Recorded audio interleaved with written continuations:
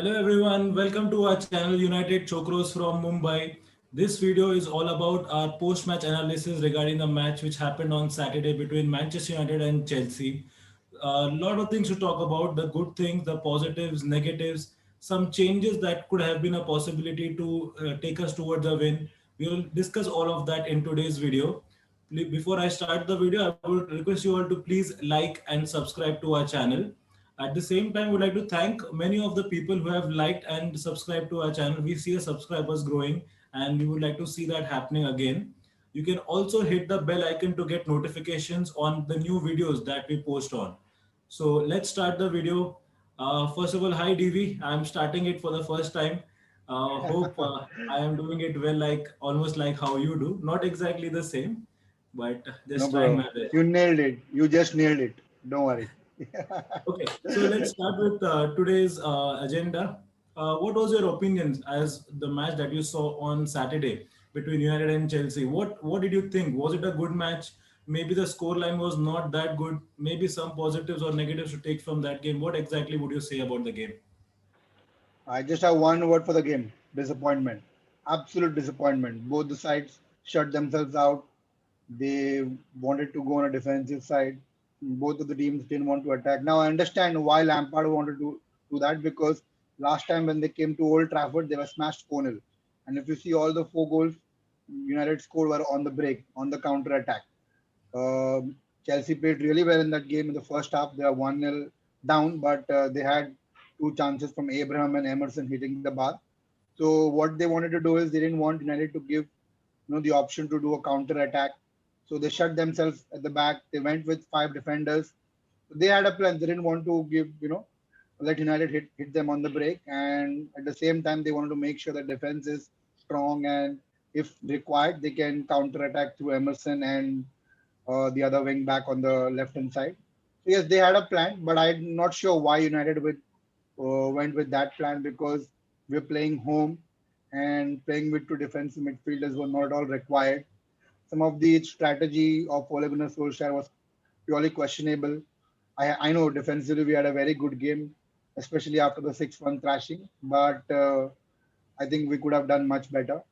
In because considering the way Chelsea's defense is, it was not all that good. They had questions of themselves.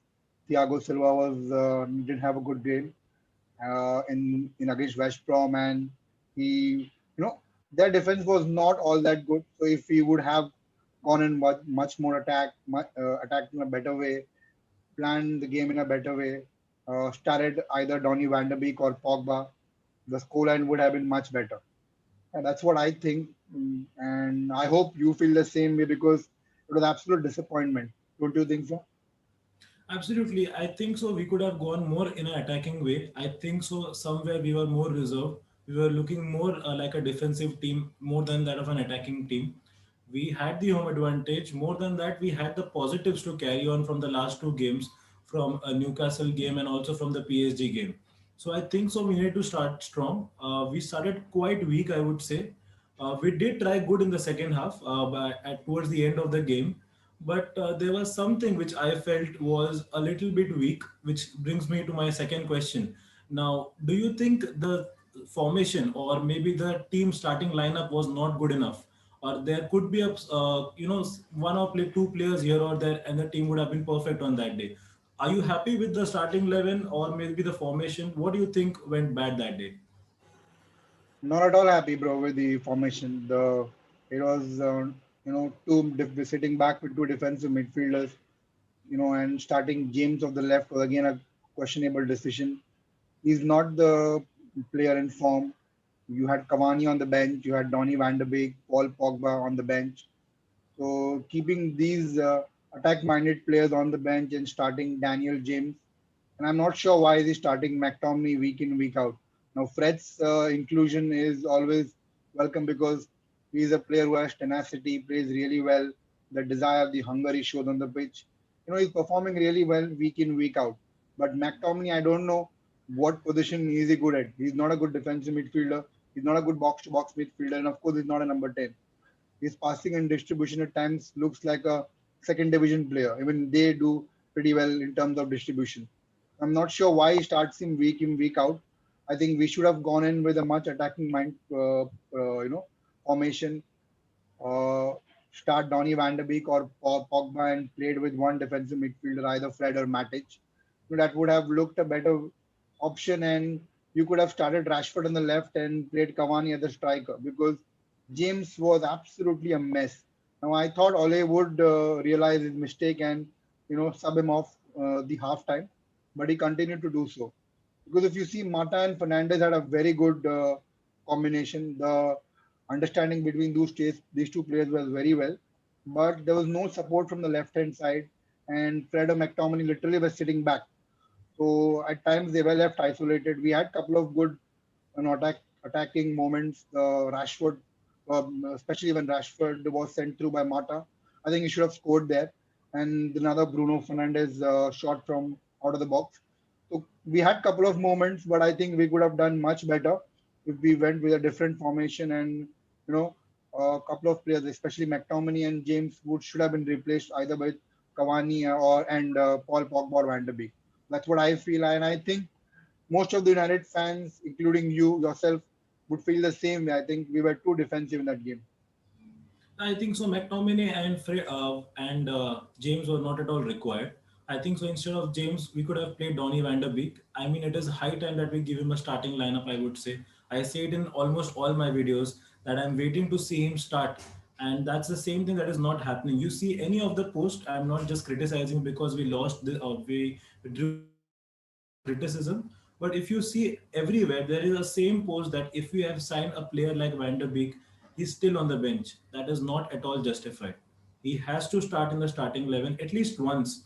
He has not even done that once till now. Correct. And a person like Daniel James, I mean, I can only see him running. I have told many Yeah, of you all, I have even told you for that matter, and that's the thing that you all see. He's good at taking runs. He's good. He has the pace, but that's not everything that you need. You need to have the crucial passes in the boxes, which Van der Beek does. And I mean, there was a small statistics if you could have seen today. I just read that in the past 69 minutes that United played, and when Donny van der Beek played, especially those 69 minutes, crucial minutes for United, we have scored 7 goals in that. So you can just imagine it's not mere luck, you can say. It is not at all luck.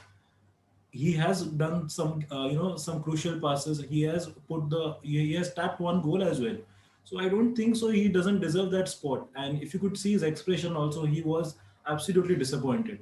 He wanted to be on the pitch. Against Chelsea, who doesn't want to play against Chelsea? Yeah, it is correct, one of correct, the big absolutely. teams in the league. And if you have bought him from if you have bought him from a club, I think so he should be given a fair chance. And as you said again, McTominay, I think so Pogba would have done much better as compared to what McTominay did that day. So these two changes I feel were a problem for us. Uh, Rashford, yes, he did try good. He did try a couple of times. He hit the post once. Two times he almost scored. I think so. He almost scored. He got a chance in the first half. It was a superb save by the keeper. The second half also, at the end of the game, he almost curled one back in the net. Yeah, But yes, I think so with a player of Rashford's caliber, he has to convert these opportunities. Yeah. I know yeah, Cavani is there, but again, you see Cavani, again, he was given only hardly 25 to 30 minutes. But his first touch was an epic touch, I would say. yeah. It Just was a amazing. fraction here and there, and that was a goal. I mean, that would have been, an iconic debut for him, debuting for United and scoring in his first touch. So, yes, I would say we should give more time to these people, especially Van der Beek, Cavani, and Pogba, rather than McTominay. McTominay is good, but he can be kept as a substitute when Fred is not doing well, or maybe Fred needs to be substituted. That is the time I would say we can bring on McTominay. Okay, so that was the big debate on that part. Now, the biggest controversial debate you could see, you could check it on Facebook, you could check it anywhere, is the tackle what Maguire did on Azpilicueta. Now, is that the one? Was that a penalty? You be a Manchester United fan. I know you would say it was fair enough, but 70% of the people say yes, it was a penalty. 30% still says, it's United, so VAR goes United way. But what do you have to say? What is your opinion? Was that a penalty for you? It's pretty controversial because if you go back in 2015-16 when there was no VAR, I don't think that would have been given as a penalty because if you see Martin Atkinson's position, he's not in a good position to check that tackle. So maybe that would have not been a penalty if it was back a couple of years back when there was no VAR. Now with VAR, I think there should have been much more improvement because VR doesn't even look at it for a minute or two. They just look at it once and turn the decision off. I think what VR needs to do is if they can't make a decision, they need to at least tell Martin Atkinson that he needs to go at the monitor and have a look at it. And if Martin Atkinson looks at the monitor, he's going to point it straight to the spot. That's a penalty for me. There is no, I know. I mean, I'm a United fan, but that is a penalty. You cannot pull a player that way inside the box during a corner. So that for me was a penalty. Like I said, it's again a controversial decision. If there was no VAR, I mean, I would agree with that. But with VAR in place, with all the technology the Premier League has introduced, I think that should have been a penalty. And past few weeks VAR has not been up to the mark. Yeah, I know officials will keep on saying that we are improving, but this is a straightforward technology. I mean, if VR can't make a decision, they need to tell the referee, please go and have a look at it. And if the referee looks at it, like I said, it's a straight away penalty. He's going to point the spot, and that will be a penalty. And it's a couple of weeks ago as well. We were on the wrong side against Tottenham Hotspurs. When Marshall was sent off, I think Lamela should have been sent off as well. And last week when Everton played Liverpool, I think the Pickford and Van der Beek's tackle, that was again VR could have handled that in a better way. So I think overall VR has been controversial. It was brought in to stop those controversies, but these controversies are increasing, and the decisions are not going the right way. But if you ask me as a football fan, that is 100% penalty, not 70%, 100% penalty. You cannot tackle that in the penalty box. Absolutely. Even if I look at the tackle, the moment I saw the replay, my heart was almost in my mouth. I just had some, I gave some very tough words for Maguire, and I just said that, you just gave them a simple penalty. Now that it will be a simple tap in for them. But when the decision exactly took the opposite way, I was more happy. I was like, okay, fine. We escaped a good penalty, which was almost like a 1-0 for us. But Yeah, yes, it was. as you said very correctly, if you're a football fan, if you truly support football, not a particular club, or keeping that aside, it was a penalty, and more or less, it was a 1-0 down for us. But okay, never mind. Let's stay with the scoreline. We are happy with 0-0.